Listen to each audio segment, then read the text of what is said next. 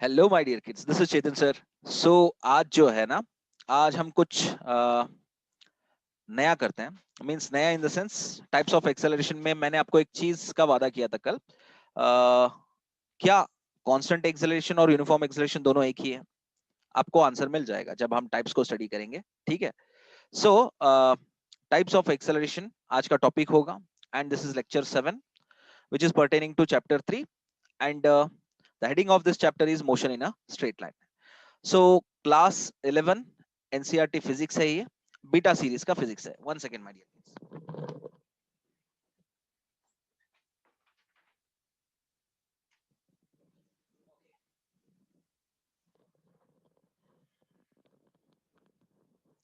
So we are going to start this. ठीक है, तो फिर से एक बार बोल लेता हूं मैं।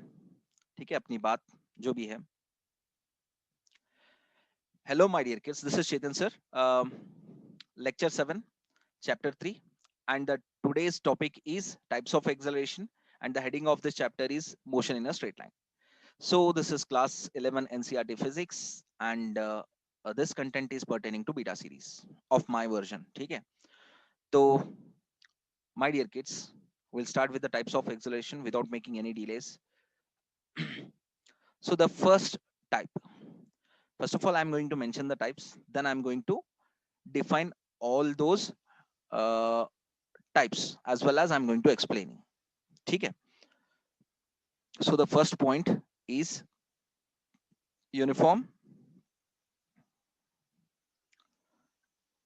acceleration. ठीक है ना, टाइप्स ऑफ एक्सेलरेशन में uniform acceleration. The second one is non uniform acceleration.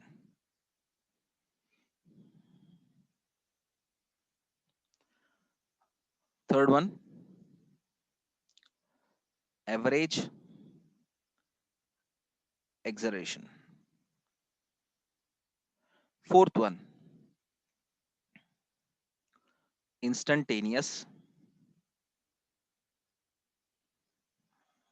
ठीक है, एक्सेलरेशन.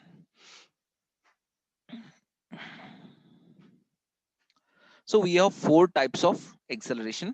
तो यूनिफॉर्म एक्सेलरेशन क्या होता है, we are going to see it by definition. ठीक है, लेकिन डेफिनेशन को बोलने से पहले मैं आपको एक एग्जांपल बताता हूं.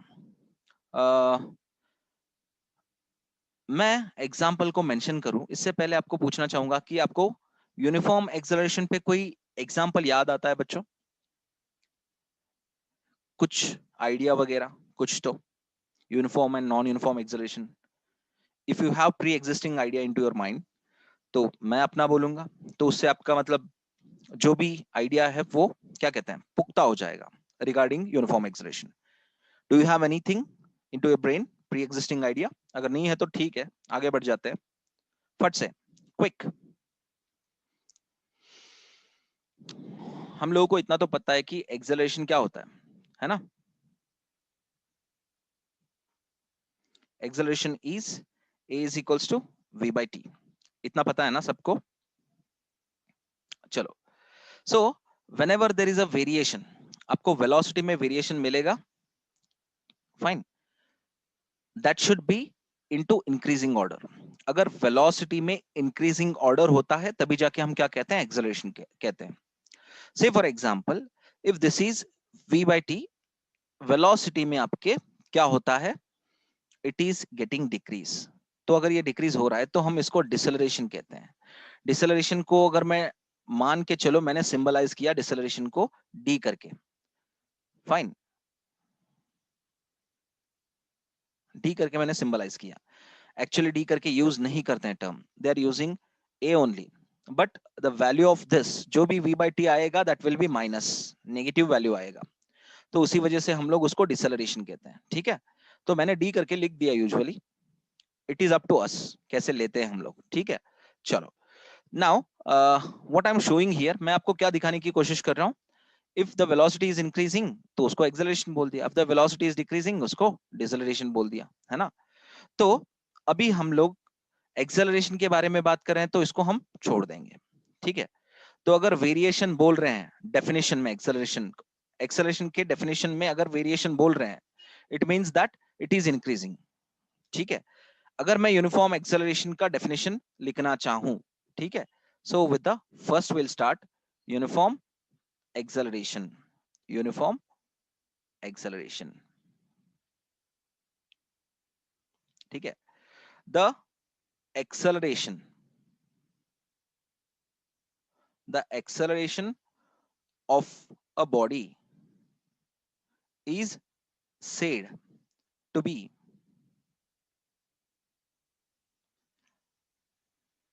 uniform if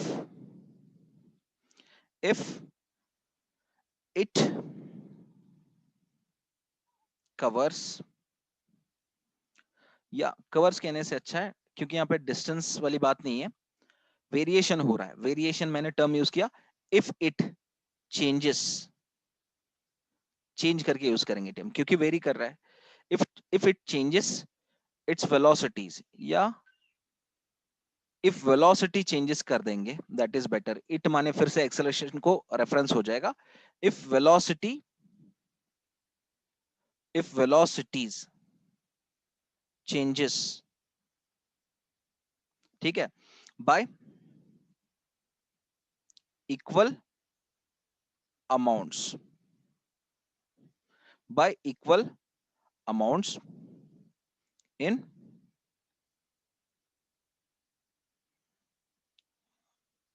equal intervals of time. ठीक है, however the small intervals may be, मतलब टाइम का जो इंटरवल है वो कितना भी छोटा हो, मतलब अगर dt करके ले लो, it is a smallest one, ठीक है ना। तो टाइम इंटरवल में dt क्या होता है, छोटा होता है सबसे। Fine, so when you are taking like this, अगर ये रेफरेंस आप ले रहे हो, and out of this velocities for every small interval, velocities अगर इक्वल अमाउंट में चेंज होते जा रहा है, इक्वल अमाउंट में चेंज होना मतलब, अभी देखो फॉर्मूला क्या लिखते हो आप लोग, लिखते वक्त a is equals to v by t. ठीक है, अगर मैं a1 बोलूं और वेलोसिटी जो v1 है, ठीक है, with respect to time what t, और ये टाइम जो कितना है, टाइम आपका ये dt है, छोटा टाइम है, तो v1 क्या हो सकता है, वो dv हो सकता है। सो चेंज इन वेलोसिटी हो रहा है ना, वो कितना हो रहा है हम लोग देखेंगे। Fine, now this is a1, तो a2 के लिए आप क्या करोगे, so this is v2 by t, है ना। So again this is small dt, तो v2 क्या होगा, वो भी तो dv होगा। Okay, dv by dt। Now a3 क्या रहेगा, again you are taking v3 by t, so the velocity is dv by dt। ठीक है, so this is what the change you are seeing, dv by dt. Now if I put this thing mathematical points into diagram, इसको थोड़ा सा अच्छे तरीके से लिखेंगे। लिखने से पहले एक बार डेफिनेशन को पढ़ लेते हैं रिगार्डिंग व्हाट, यूनिफॉर्म एक्सेलरेशन। ठीक है, या listen up my dear kids, the acceleration of a body is said to be uniform. ठीक है, अगर यूनिफॉर्म बोलना चाहे तो if velocity changes by equal amounts, मतलब समझो अगर मैंने 10 मीटर पर सेकेंड लिया फर्स्ट सेकेंड में, तो नेक्स्ट फर्स्ट सेकेंड में 20 मीटर पर सेकेंड स्पीड बढ़ती है in a particular direction. In a particular direction अगर स्पीड बढ़ रही है मतलब we are talking about velocity. ठीक है, अगर वेलोसिटी इक्वल मैग्नीट्यूड में आगे क्या होता है, नेक्स्ट सेकंड में बढ़ती है। अभी कैसे इक्वल मैग्नीट्यूड में, will see that. For next second, third second में ये 30 मीटर पर सेकंड स्पीड इसका बढ़ा, फिर द फोर्थ सेकंड में 40 मीटर पर सेकंड बढ़ा।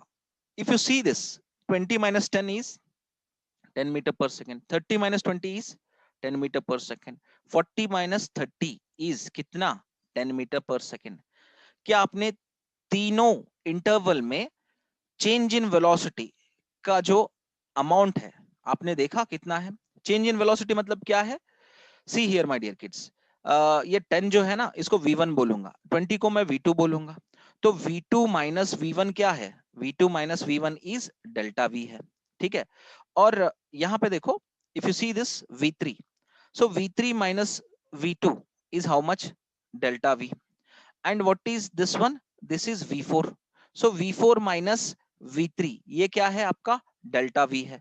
If you see these values, you'll come to know that all of the change in velocities are in equal amounts. तो यहाँ पे 10 मीटर पर सेकेंड है, तो यहाँ पे भी 10 मीटर पर सेकेंड है, तो यहाँ पे भी 10 मीटर पर सेकेंड है. तो इसको एक प्रॉपर वे में पुट अप करते हैं. कैसे? सी, I'll take an example. मैं एक एग्जाम्पल लूंगा जिससे आपको बहुत अच्छी तरीके से समझ में आ जाएगा. The example of what? For, देखो यहाँ पे example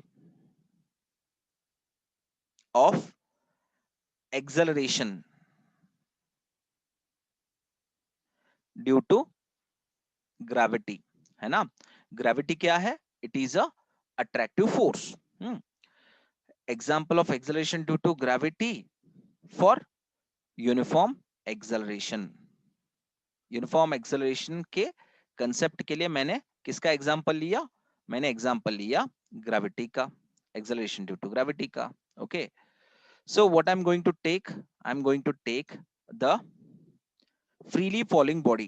Freely falling body towards what? Towards earth. Okay, तो मैंने एक अर्थ को ड्रॉ करा. ठीक है, I am going to draw this earth. Fine. तो अभी एक ऑब्जेक्ट है जो यहां पे है. से for example this is aircraft. Aircraft कह लो, या एयरक्राफ्ट उतना ऊपर नहीं उड़ता है सर, चलो स्पेसक्राफ्ट. मुझे अर्थ का साइज जो है ना छोटा दिखाना पड़ रहा है. Why? Because I don't have sufficient space. Infinite space नहीं है मेरे पास यहाँ पे ड्रॉ करने के लिए, छोटा स्पेस है. So I am using Earth as a छोटा and the object which is falling at a far distance, ताकि आपको distance पता चले. ठीक है. So this is spacecraft. Engine of this spacecraft is failed. Engine क्या हो गया? Fail हो गया. Now this body is falling towards the Earth. ये आपका Earth है और इसके towards this it is falling, and the force of attraction किधर रहता है? इधर ही रहता है. So force of attraction means gravitational force is towards this only, क्योंकि ये छोटा है और ये बड़ा है. So attraction will be towards the earth. So tendency of this body will be towards the center of the earth. यहाँ पे होगा, मतलब यहाँ पे आके वो गिरना चाहेगा, but that object will not be going to reach there. It will be going to reach here on the surface. यहाँ पे आके reach करेगा. ठीक है. But when it is falling at the first instant of time, तो पहले second में ये कितने स्पीड से गिरेगा? So it will be going to fall with a 10 meter per second. At the first instant it will be going to fall with the 10 meter per second. ये 10 meter per second square जो है ना, this will be equals to 9.8 meter per second square. इसको हम क्या कहते हैं? This is the value for acceleration due to gravity. Gravity जो है ना, ये आपका ग्रेविटेशनल फोर्स है. Force which is putting by the earth over the object. मतलब ये खींच रहा है इसको. खींचने के बाद ये बॉडी के अंदर एक्सेलरेशन पैदा हुआ. तो वो जो एक्सेलरेशन पैदा हुआ वो कितना था? 10 मीटर पर सेकेंड स्क्वायर था. So that 10 metre per second square को मैंने ऐसे लिखा, 10 मीटर पर सेकेंड. मतलब एक सेकेंड में इतने स्पीड से, इतने वेलोसिटी से this object is falling towards the earth in a particular direction. आपने डायरेक्शन बता दिया कि एक ही है. This object will not be going to fall this side. इस साइड में नहीं गिरेगा ना, इस साइड में गिरेगा ना, ऊपर जाएगा. Are you getting my point or not? क्या क्लियरली समझ में आ रहा है बच्चों मैं क्या कहने की कोशिश कर रहा हूं? फाइन. इफ इट इज, तो एक ही डायरेक्शन है ना, तो तब क्या है? 10 मीटर पर सेकेंड. तो फर्स्ट सेकेंड में 10 मीटर पर सेकेंड, मतलब 10 मीटर कवर करेगा, 10 मीटर कवर करेगा पहले सेकंड में. फॉर द नेक्स्ट सेकंड 10 के साथ क्या हो जाएगा? फॉर द नेक्स्ट सेकंड, ये आपका पहला सेकंड वाला हो गया फंडा. फिर नेक्स्ट सेकंड के लिए 10 metre per second square plus 10 metre per second square. मेरी बात समझ में आ रही है? तो अभी ये metre per second square commonly बाहर निकालोगे तो कितना हो जाएगा? 20 metre per second square. So this can be written as 20 meter per second for first second. ये बात क्लियरली समझ में आई बच्चों? If it is, बहुत अच्छी बात है. Sana Sagar, Aishwarya, very good. So for next second कितने स्पीड से इंक्रीज करा? By 10 metre per second. For the third second मतलब इसने कितना डिस्टेंस कवर करा?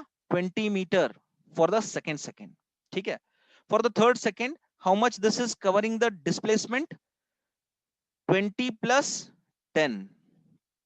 ठीक है, ये आपका metre per second square. Now this is 30 metre per second square. This can be written as 30 meter per second for 1 second, है ना? तो अभी इसने कितना कवर करा? 30 मीटर, है ना, for third second.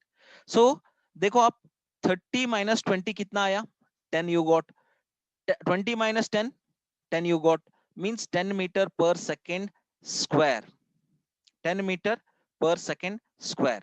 If you see the amounts of velocity, ये तो acceleration हो गया, है ना, इतना difference आ रहा है, मतलब speed कितना increase कर रहा है? If you see in both the cases, you are seeing that the speed or velocity it is increasing with equal amounts, इधर भी 10 meter per second, इधर भी 10 meter per second.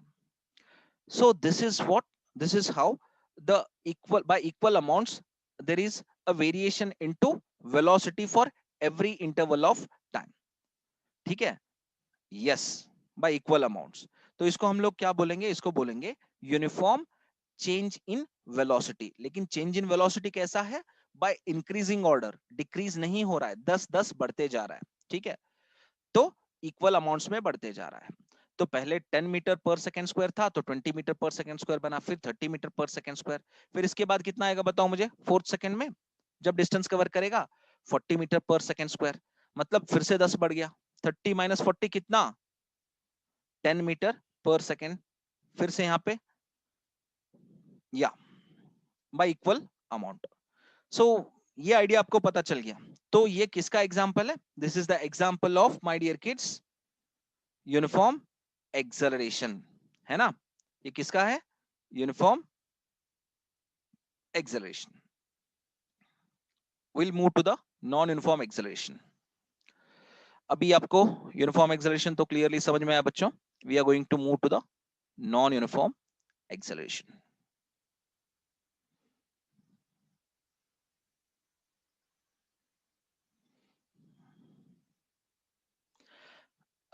But before proceeding non uniform acceleration, हम लोग क्या करेंगे? Constant acceleration क्या है वो चीज देख लेंगे। ठीक है, कांस्टेंट एक्सेलरेशन, क्योंकि दोनों में आपको डिफरेंस पता करना था ना। So basically my dear kids, uniform acceleration क्या है? It is the uniform acceleration आपने देख लिया, लेकिन कांस्टेंट एक्सेलरेशन क्या है? It is the uniform acceleration, it is the uniform acceleration along a straight line. ठीक है, मतलब क्या है? Uniform acceleration and constant acceleration both are one and same. मेरी बात समझ में आ रही है बच्चों? Uniform acceleration and constant acceleration both are one and same, बस यही चीज है।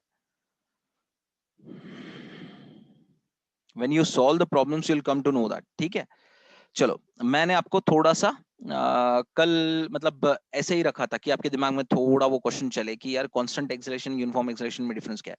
क्योंकि कांस्टेंट एक्सेलरेशन यूनिफॉर्म एक्सेलरेशन इसलिए है, एक तो if the freely falling body is moving, it is moving in a straight line.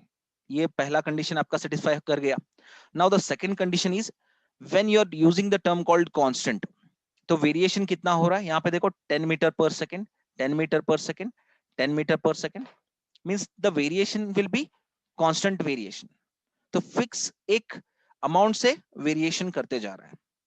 So that is what constant acceleration. ठीक है, now non uniform acceleration. Non-uniform acceleration will be having another name, alternate name called variable acceleration.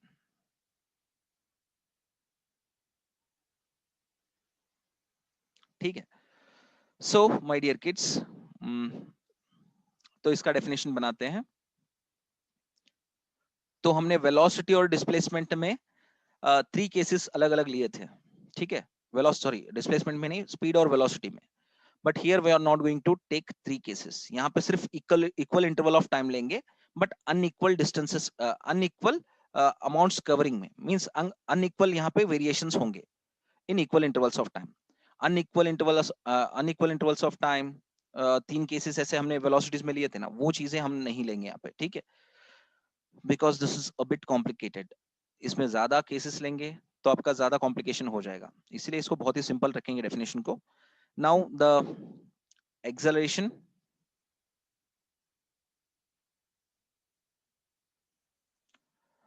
of the body is said to be non-uniform if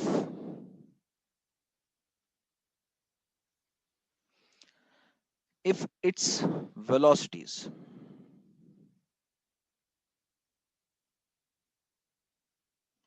changes by unequal amounts in equal intervals of time. However,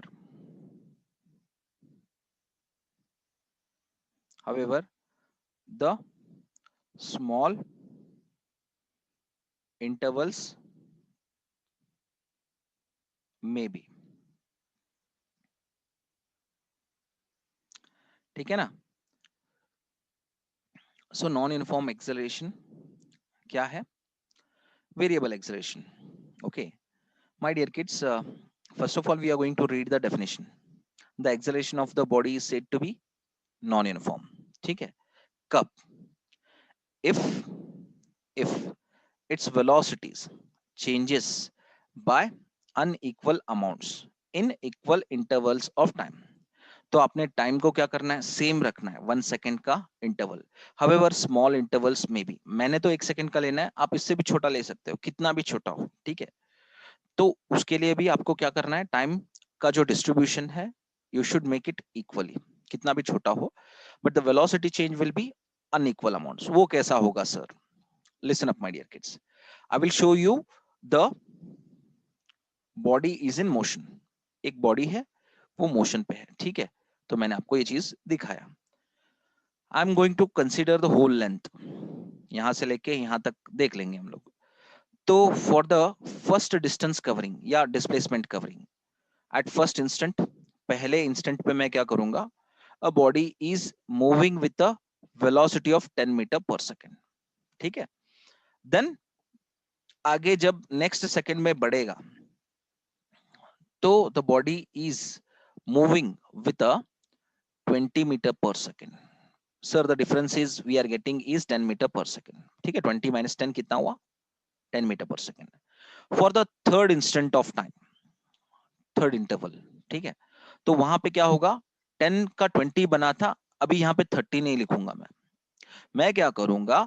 अगर 25 लिखा, see here my dear kids, if I write 25, सो 25 minus 20, देखो यहाँ पे क्या हो गया? 5 metre per second का डिफरेंस आया, विच इज अनइक्वल। बट यहाँ पे क्या हुआ? इंक्रीज नहीं हुआ, इक्वल अमाउंट में इंक्रीज नहीं हुआ, या इक्वल अमाउंट में डिक्रीज नहीं हुआ, but it is decreasing, decrease हुआ। यहाँ पे 10 मीटर पर सेकेंड का वेरिएशन था, तो यहाँ पे 5 metre per second. If it is decreasing means what? It is getting retardation. ये इसको एक्सेलरेशन नहीं बोला जाएगा। क्या मेरी बात आपको क्लियरली समझ में आ रही है? इट इज नॉट इंक्रीजिंग, ठीक है। तो मैं इसको रब कर दूंगा, ठीक है। तो इसको मैं अगर रब करूं तो मैं क्या करूंगा? इसको बोलूंगा, आई एम नॉट राइटिंग 25, मैं इसको 35 कर दूंगा, ठीक है। सो यहाँ पे देखो 35 माइनस 20 कितना हुआ? 15 metre per second. So now we can say that here the velocity change is taking place, velocity changes is taking place by unequal amounts। देखो यहाँ पे अगर 10 मीटर पर सेकेंड है तो यहाँ पे 15 मीटर पर सेकेंड है। So now for the next fourth second, यहाँ पे मैं अगर इफ आई मेक 35 का मैंने अगर समझो 55 कर दिया, 55 भी नहीं करूंगा, मैं करूंगा 60 मीटर पर सेकेंड. सो 35 माइनस 60, क्योंकि we are not writing minus magnitude, we are writing everything into positive because it is moving in one direction, it is not coming back. ठीक है ना. और कम भी नहीं हो रहा है मैग्नीट्यूड, ये बढ़ रहा है. So we are not going to write magnitude minus. तो 60 माइनस 35 कितना हो गया? 25 metre per second. If you see the sequence, 10 meter per second, 15 meter per second, 25 metre per second, ये हमको कहीं पे भी लिखना नहीं है. सिंपली टू रिकॉग्नाइज दैट कि ये जो एक्सेलरेशन हो रहा है that is non uniform acceleration. मतलब बढ़ रहा है. कैसे बढ़ रहा है? यूनिफॉर्मली नहीं बढ़ रहा है, but it is increasing in a non uniform way, variable way. क्या मेरी बात क्लियरली समझ में आई बच्चों? ये कहीं पे भी आपको यूज नहीं होगा, बस समझने के लिए कि एक्सेलरेशन यूनिफॉर्म है या नॉन यूनिफॉर्म है. या you got that I think, है ना? चीज समझ में आई बच्चों? So within 1 minute this link will be going to get cut. ठीक है. So you got that what is non uniform acceleration. Now my dear kids, we are going to proceed. हम आगे बढ़ेंगे. ठीक है. So the third type of acceleration we are going to see is average acceleration. ये बहुत ही simple concept है.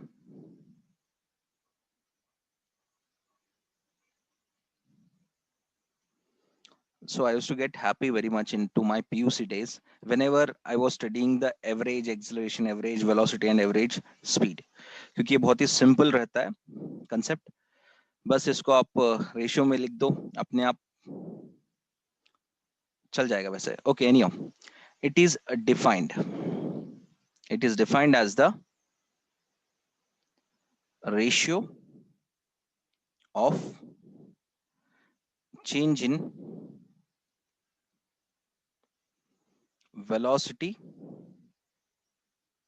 change in velocity to the total time taken, है ना?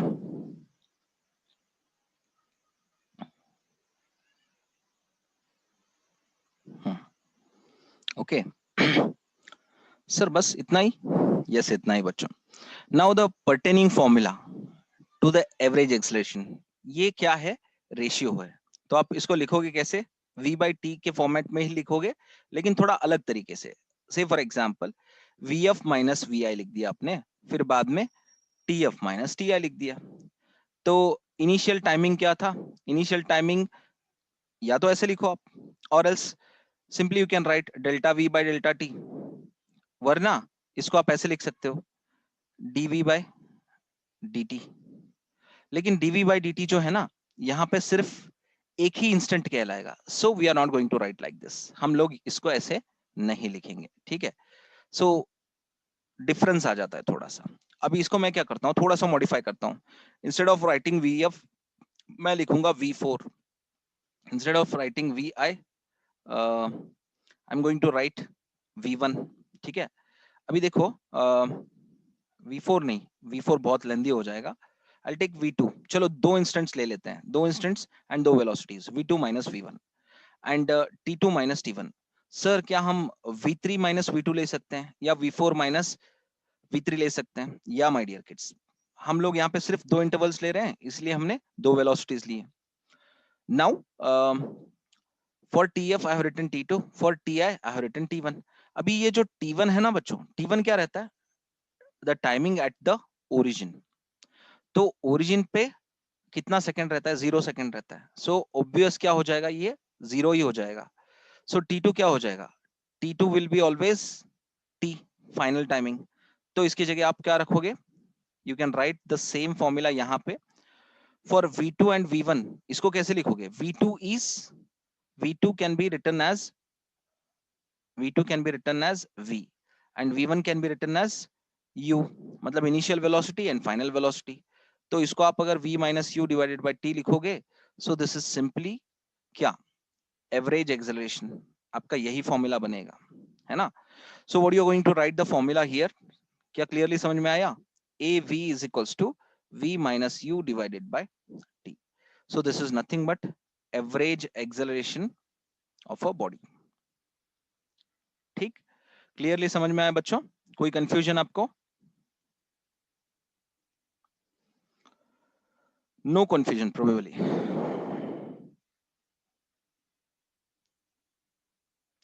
Okay, it's clear. Thank you. Now we are going to move to the next concept called instantaneous acceleration. चलो अच्छी बात है। सना सागर, वैष्णवी मठ, सृष्टि नांदेड़, ऐश्वर्या एंड सौंदर्य।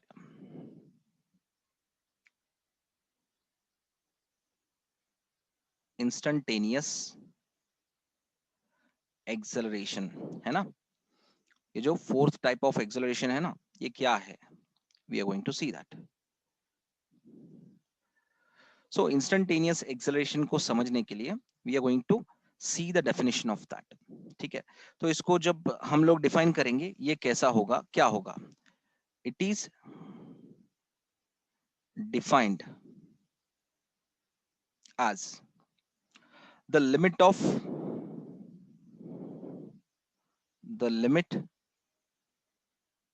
of average acceleration, the limit of average acceleration when the time interval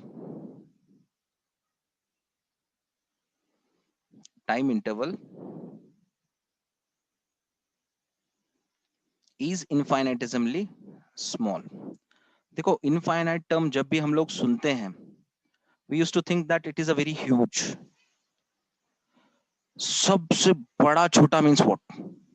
सबसे बड़ा छोटा means very very very very small factor of what? Time. तो ये जब छोटा फैक्टर टाइम हो जाता है, that will be nearestly equal to zero. ठीक है, लेकिन जीरो नहीं है। तो अब इंस्टेंटेनियस एक्सेलरेशन को हम लोग कैसे लिखते हैं? Formula for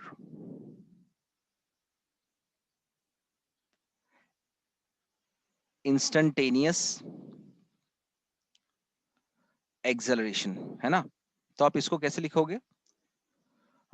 a i is equals to limit of delta t tends to zero, है ना। तो delta t tends to zero लिख रहे हो क्योंकि ये एक लिमिट में है। So you are defining the range, आप एक रेंज बोल रहे हो। मैंने आपको रेंज बोला था कि जीरो से लेके इतने इतने से लेके इतने तक, है ना। तो लास्ट क्लास में बोला था ना, ये जीरो, ये -1, ये 1, है ना। तो फिर इसमें ये 0 to 1 सेकेंड है, तो इसमें 10 डिवीजन बन रहे हैं या 60 डिवीजन, जो भी है आपका, ठीक है। तो सबसे छोटा आएगा, so this will be very much nearly equals to 0.00000, ठीक है, 1 सेकेंड। तो लेकिन ये जीरो नहीं है, but still it is nearest to zero. तो डेल्टा टी जो है ना, टाइम फैक्टर ये वाला, ठीक है, इसको मैं T2 बोलूं और इसको मैं T1 बोलूं। T2 minus T1 is delta T. तो ये कितना है? That is tending towards zero, but not zero tending. इसको मैंने ऐसे नहीं लिखा delta T is equals to zero. क्या ऐसे लिखा मैंने? टेल मी, फट से tell me, is I have written delta T is equals to zero? No no, I am saying that delta T tending to zero, मतलब nearestly equal to zero. ठीक है, तो यहाँ पे लिखा और एक वो रेंज बताया। वो रेंज कौन सा है बताओ फट से? ये वाला रेंज है, दिस पोर्शन। कौन सा रेंज? ये पोर्शन, ठीक है। तो हमने क्या लिखा? हमने लिखा delta v divided by delta t। So this is nothing but, इसको पूरे को हम कैसा लिखेंगे? वी कैन राइट इतना ही छोटा वाला टाइम, छोटा वाला टाइम इज dt, और छोटा वाला वेलोसिटी इसी में वेरी कर रहा है, तो इसको मैं लिखूंगा dv by dt। ai or a to the base I is equals to dv by dt। so this is nothing but the formula for instantaneous acceleration। Clearly समझ में आई बच्चों बात? अल्टरनेट डेफिनेशन या अल्टरनेटिव डेफिनेशन फॉर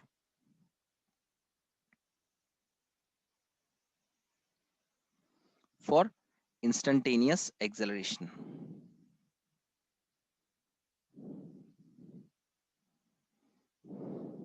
है ना। चलो ये तो पता चल गया डेफिनेशन क्या है और अल्टरनेटिव डेफिनेशन हम लोग क्या लिख रहे हैं।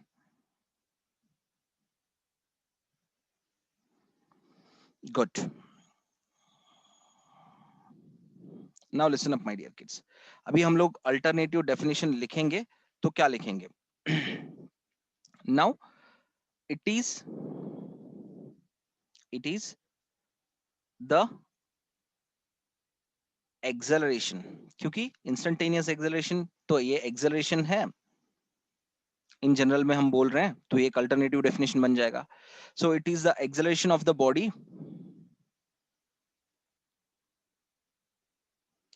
At particular. देखो, पर्टिकुलर मींस स्पेसिफिकली आप किसी चीज को रेफर कर रहे हो. Particular instant of time. ठीक है. सो अगर ये डेफिनेशन आप लिख रहे हो, it is the acceleration of the body at particular instant of time, so you are simply defining this formula. क्या? AI is equals to dv by dt आप कह रहे हो. सर फिर आपने ऊपर लिखा, तो मैं यही चीज कहने की कोशिश कर रहा हूं कि ये जो क्वांटिटी है ना, this will be equals to, sorry, ये जो क्वांटिटी है ना, this will be equals to this one. तो मैंने यहाँ पे ऊपर लिख डाला. ठीक है. So is that clear my dear kids? For alternative definition मैंने फॉर्मूला क्या लिखा, और जो मेन डेफिनेशन था उसके लिए ये फॉर्मूला बन रहा था. बात समझ में आ रही है? So I was writing this one. ठीक है. So this is what instantaneous acceleration. ये आपका इंस्टेंटेनियस एक्सेलरेशन हो गया. Now types of acceleration is over. तो थोड़ा सा ग्राफ के बारे में डिस्कशन कर लेते हैं बच्चों. ग्राफ्स के बारे में. तो ग्राफ का मीनिंग आपको पता है क्या होता है? ग्राफ का मीनिंग पता है आपको क्या होता है? बताओ, फट से बताओ. अगर किसी ने डेफिनेशन पढ़ा है तो मुझे फट से बताओ ग्राफ का डेफिनेशन, फट से. In the high school days I think you peoples have learned this. आपने पढ़ा होगा. चलो, ग्राफ के बारे में डेफिनेशन लिखेंगे. मैं आपको एक इक्वेशन देता हूं. You just see this equation. क्या आपने ये इक्वेशन हाई स्कूल डेज में देखा है? y is equals to f of x. इसके बारे में थोड़ा सा कमेंट बॉक्स में लिख देना. ठीक है. तब तक मैं आपके लिए डेफिनेशन बनाता हूं. ए diagrammatic representation, a diagrammatic representation of variation of one quantity with respect to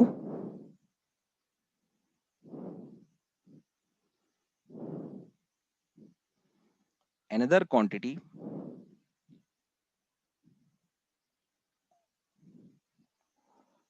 is called as graph. इसको ग्राफ बोलते हैं. चलो,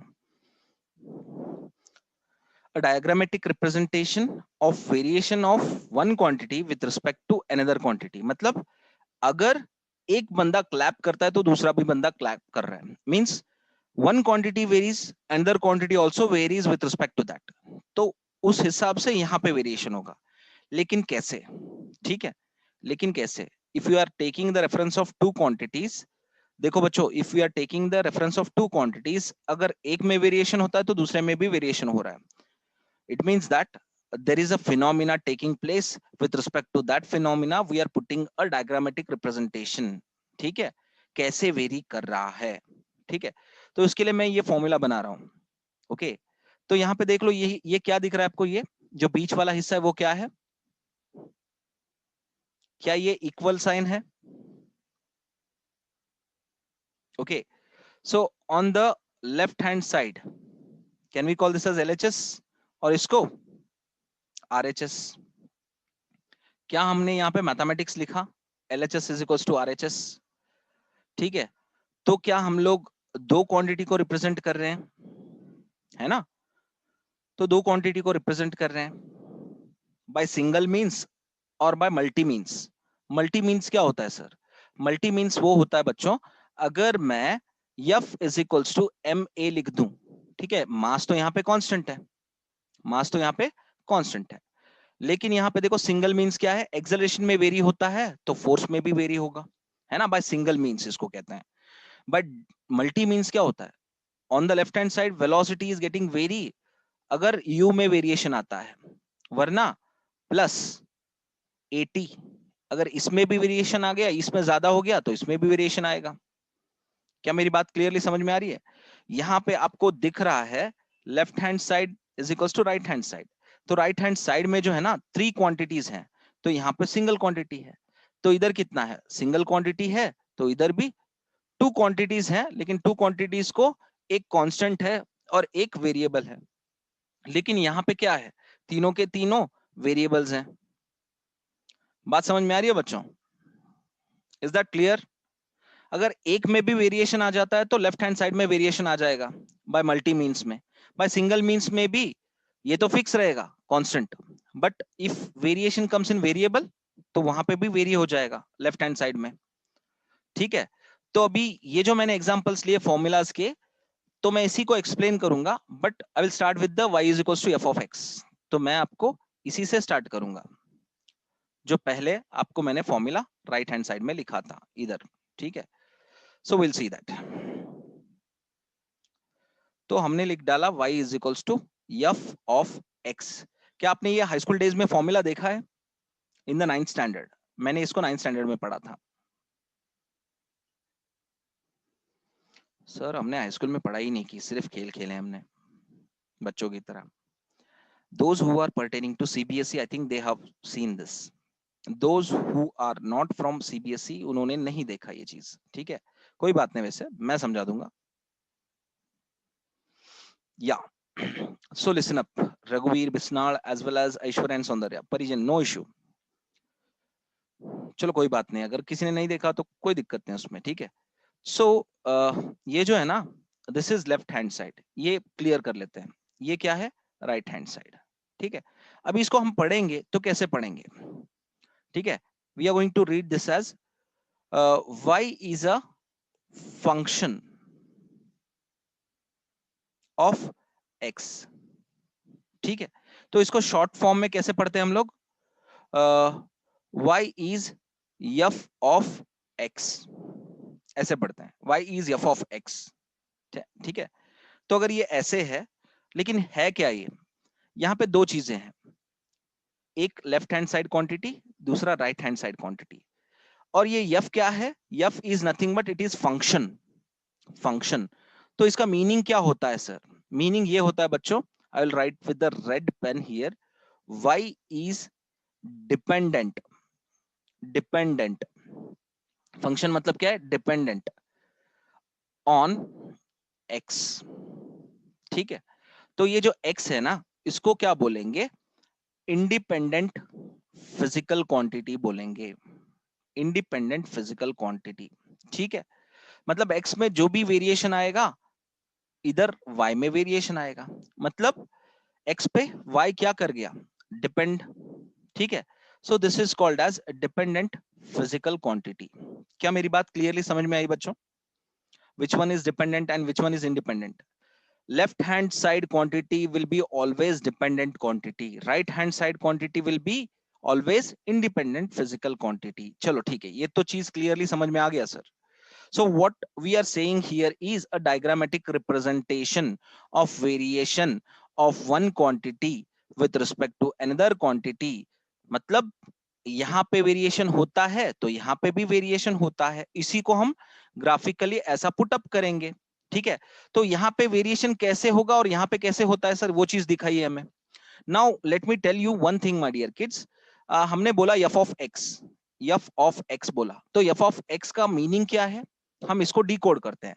मान के चलो उसके लिए कुछ अलग से फॉर्मूला दिया गया है, कितना दिया गया है, x cube plus 5, where the value of x is equals to, समझो 1 है। ठीक है, 1 है, और इसके अगर सीक्वेंस सीरीज दिए हैं तो 3 दिए हैं। So every time you need to do क्या, कि f ऑफ x 1, तो इसके लिए आपको क्या करना पड़ेगा, मतलब x एज 1 वैल्यू करके लेना पड़ेगा first. 1 cube means 1, 1 plus 5 6।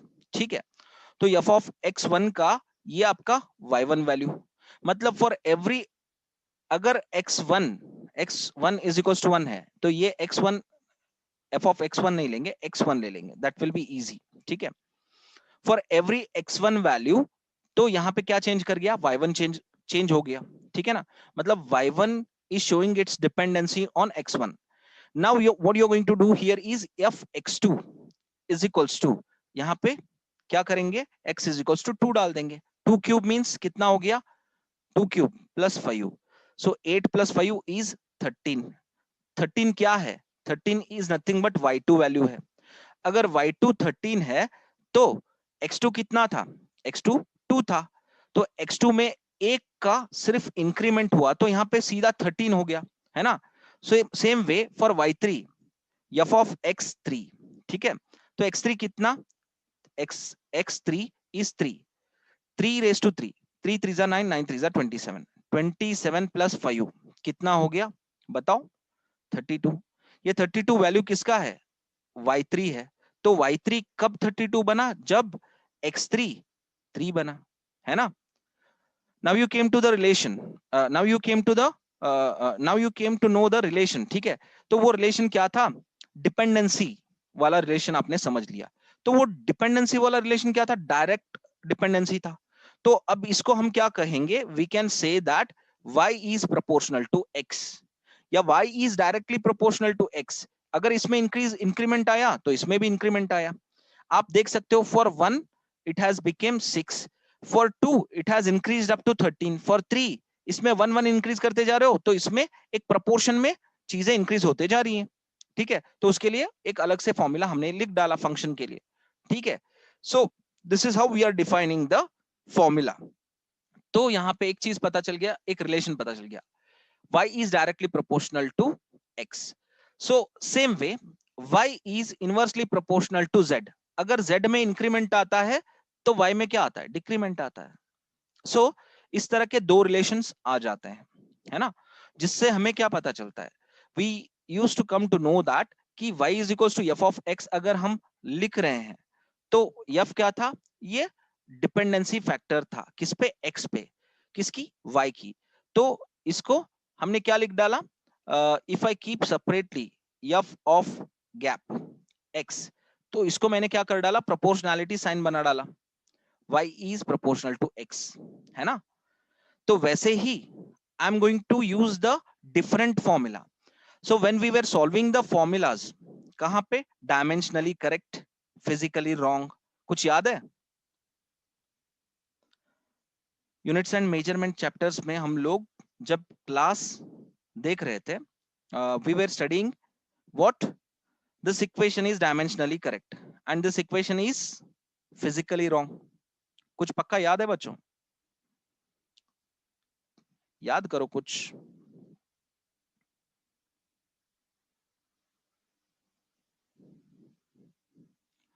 I think you peoples are getting और नॉट, आई डोंट नो, मैं तो ट्राई कर रहा हूँ फुल्ली।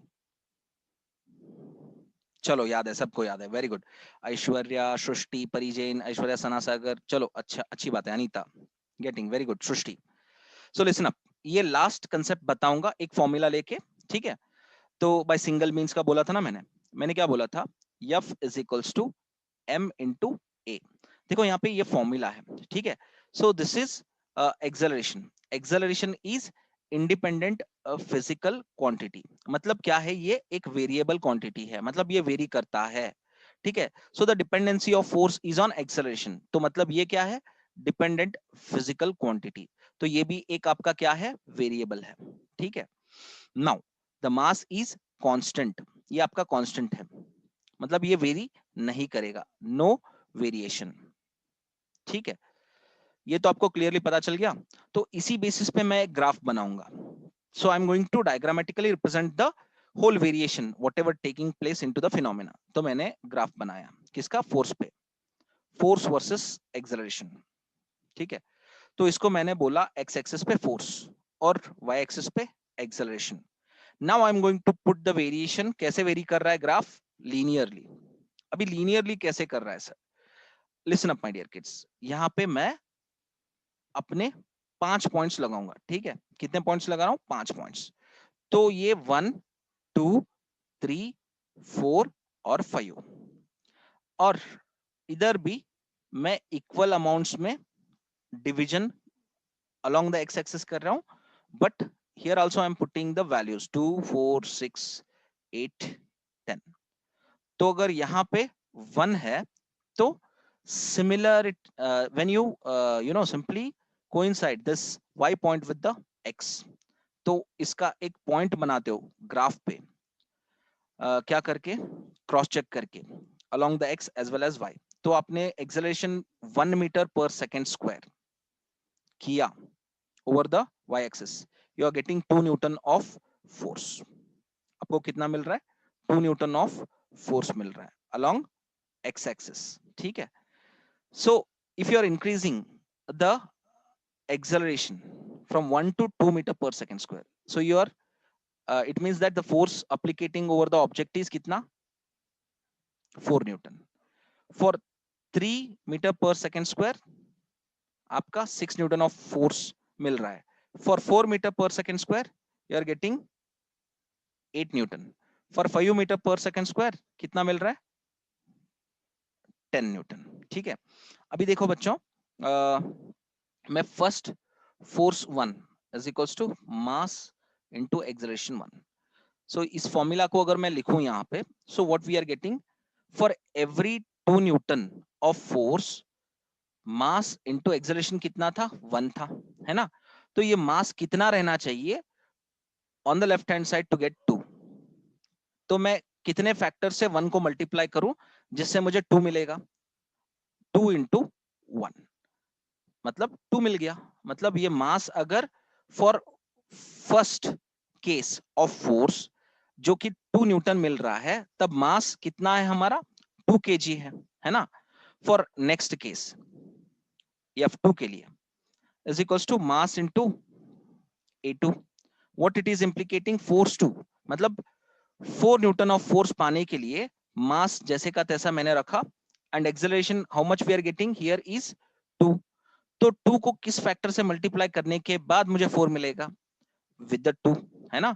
तो मुझे क्या मिलेगा? 4 मिलेगा. अगेन मास रिमेनिंग सेम. देखो यहाँ पे यू कैन सी ये 2 यहाँ पे भी सेम है, यहाँ पे भी सेम है. फॉर F3 ठीक है, क्या मिलेगा?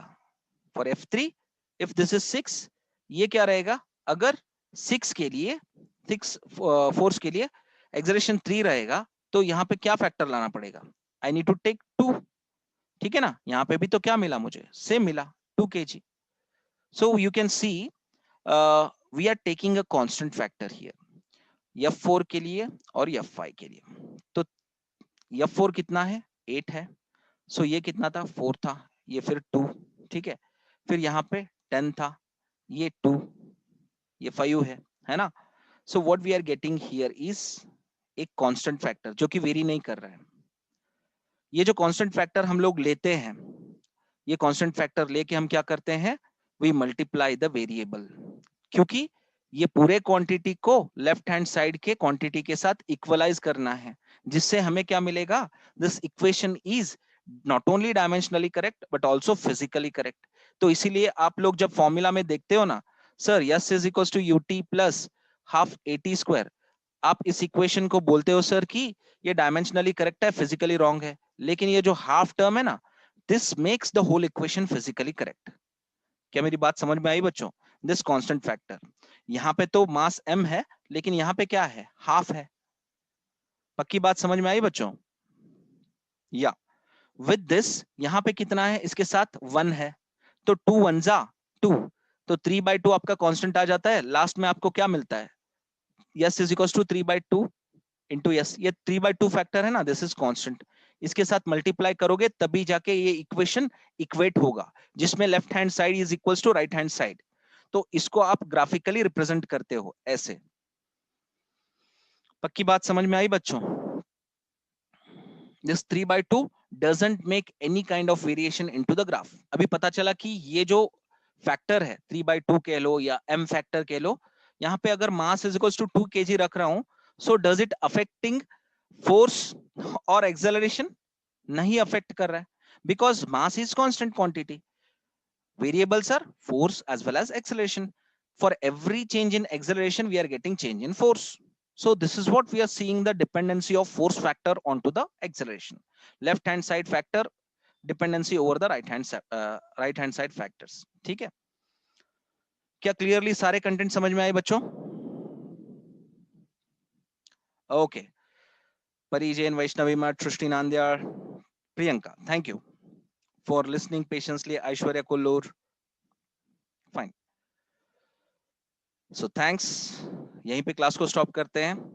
इसको आप रेगुलरली अपडेट्स देखते रहा कीजिए मेरे यूट्यूब चैनल पे, physics Indian professor Vaishali Rajput. Thank you. So share these videos with your other college friends and try to see these videos. Sana Sagar, thank you. So try to see these videos for full length. Okay. I think everyone has satisfaction. Fine. Thank you. Thank you, everyone. Shrishti, Anita. Till tomorrow. Bye bye, my dear kids. Share these videos more and more with your other college friends. Divya Pawar. Okay. And subscribe. Ask them to subscribe my channel. Comment मैंने आपसे बोला था, किसी ने नहीं किया यार। Comment कर दो एक बार तो, सर बोल रहे हैं बार बार। ठीक है, एनीहाउ, बाय बाय एंड जय हिंद। कमेंट नॉट हियर, यहां पे कमेंट नहीं करना है। आप लोग कंफ्यूजन हो रहे हो शायद। You peoples are commenting into the Zoom, go and comment into the YouTube channel. ठीक है, फिजिक्स इंडियन प्रोफेसर याद दिला दूं। Okay, bye my dear kids, take care.